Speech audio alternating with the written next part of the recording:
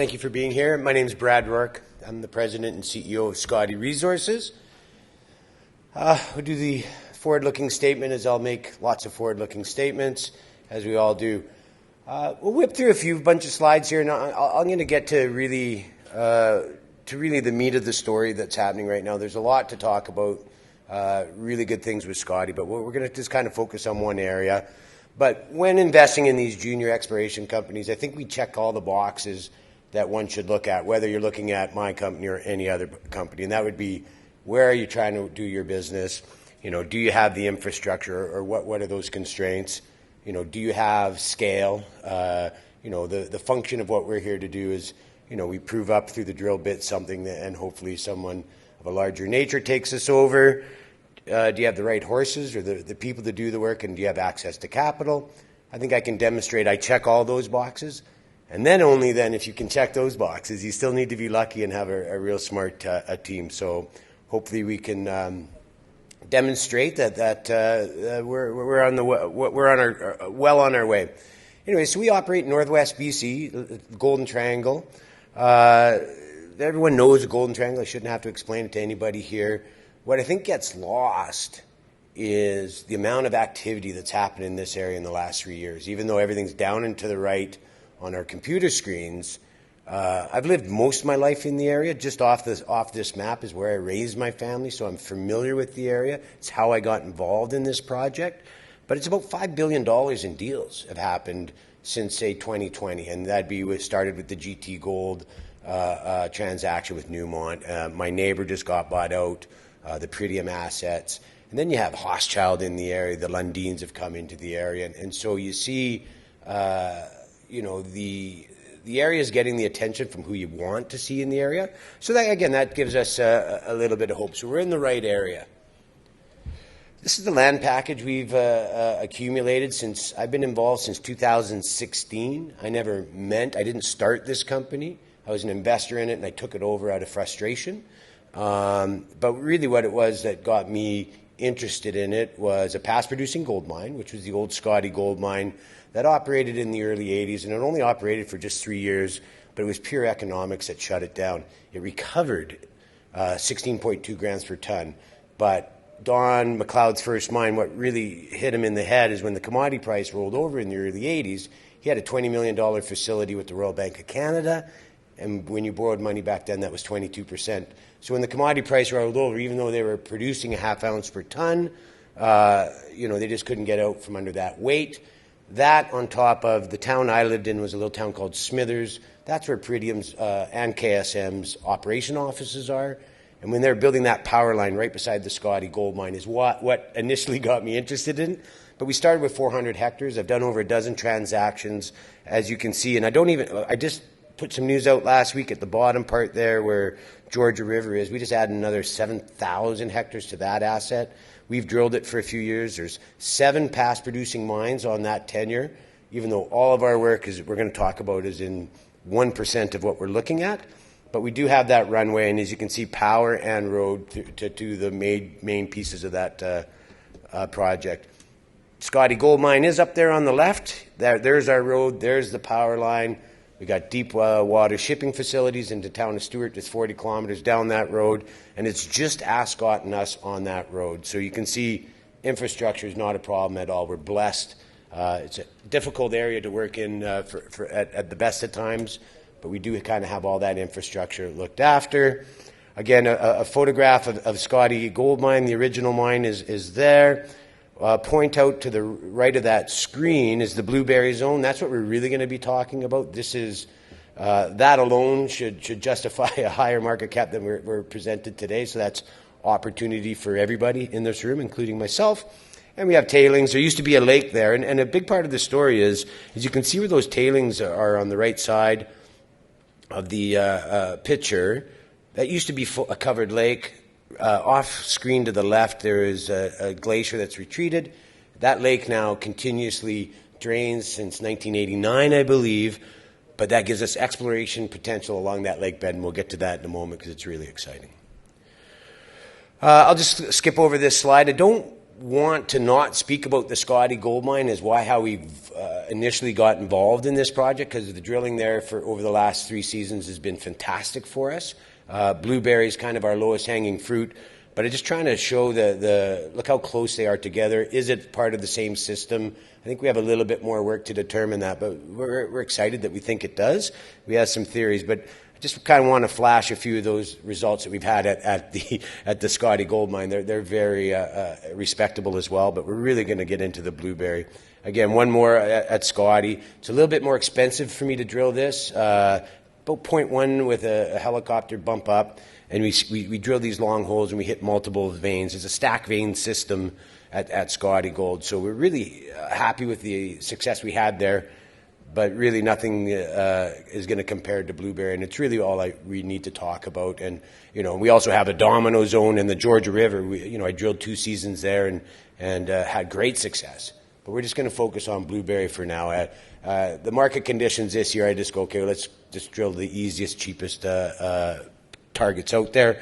We discovered Blueberry in 2019 by accident. There was a vein running, just call it east-west, exact same vein sets that we see at Scottie Gold, peritite pyrite-rich veins. But in drilling this known vein that had about 4 holes into it, well in advance, we hit a wonderful intercept of 7.5 grams or 7.4 grams over 34 meters. But we didn't understand it. You wouldn't normally have sent that rock into the lab, but we sampled top to bottom. Just disseminated pyrite really wasn't what we were looking for, but a very, very encouraging intercept, but we didn't understand it. So the next season, we went and we just drilled this tight little drill program. And understand, this is when we're running this company on a shoestring. Not a lot of money. We did, our first year was 2,000 meters, then we did a 7,000 meter program our next season. And again, drilling 4 different zones. But we drilled tight around that intercept that we had. It was very interesting. And then my geologist, Thomas, says, Brad, I think the vein is a bleed out. And what I believe is happening is there's a contact between, on your right side of your screen is sediments, on the left side of your screen is the volcanics. And the Scottie gold mine is all in the andesites, which is just 2 kilometers away, very, very close to this. So he goes, I think there's a contact here that's giving up the gold. We tested that theory last season, being 2021, and this is what we come up with. I don't even know what result to highlight with there, because there's very, very good results there. But we knew we were on to something very, very exciting. Don't know how big it was. And so that was coming into this season. That's the information I had. So again, please come find me. There's too many good results to focus in on one. This is what we've released this year thus far. I think I put out a news release this morning. It was a very nice news release, 9.79 over 25 meters at about 180 meters worth of depth. But if you look at all those other results, we're certainly on to something here. And I'm probably only put out, I don't know the exact number, probably only 30% of my drill program thus far. But as you can see, this contact theory is working out extremely well. And, we've had some big step outs where last year we were 700 meters of strike and about 225 meters of depth. Already what we've reported so far, we're at 1.4 meters of strike length, and we pushed it down to 400 meters of depth. We're really excited because we're hitting, we did a big 400-meter step out, 375-meter step out, hit a bonanza grade. We know it's mineralized to the south. The only reason we didn't go in between is we didn't know exactly where that contact was. It was still a theory. We've done all the geophysics. We know exactly where the contact is, and it extends right into New Crestland. So we still have another 800 meters to go. This, I don't know if you can see the values. This represents 7,000 meters of drilling in 3 years. Again, beautiful, near surface. You can look at that with an open pit frame of mind. A geologist will go, you're drilling ore chutes. It may or may not be true. I think we're proving that is not the case now. It's just that's where we had the drilling, is where we could see the contact. Where the green is, it was just glacial till. So we had no idea because, again, it was a theory. We know where it is now because we've done the proper geophysics. We're filling that in now. But, again, great grades through last season. I think this is the only slide people should really focus in on. There's that initial 7,000 meters total. This is what we've done with our step outs and bringing it down at depth. But I'm also showing all the other holes that are still pending. And as you can see, we've got a little bit of everything from high grade to, beautiful little 7 and 7s in between these perceived chutes. A lot more information coming. But I think when you understand that that is sandwiched between two mills, I've got the Bruce Jack mill to the north of me, and then Ascot. Even though they're having a few challenges right now, that mill's in place. It's a lending problem. Ascot's done nothing wrong. They're a victim of the market right now, and development stories are not in favor. But I believe we're going to see soon some sort of solution to that. And I think Derek White's done a hell of a job. It's just got caught up at the wrong time. So I think, and that mill is just 15 kilometers down the road. So, you can get a grade calculator, you start playing around with this. If you know that KSM, Tudor, and Bruce Jack were just north of me, they're drilling 2-kilometer holes and hitting. This is a mesothermal system.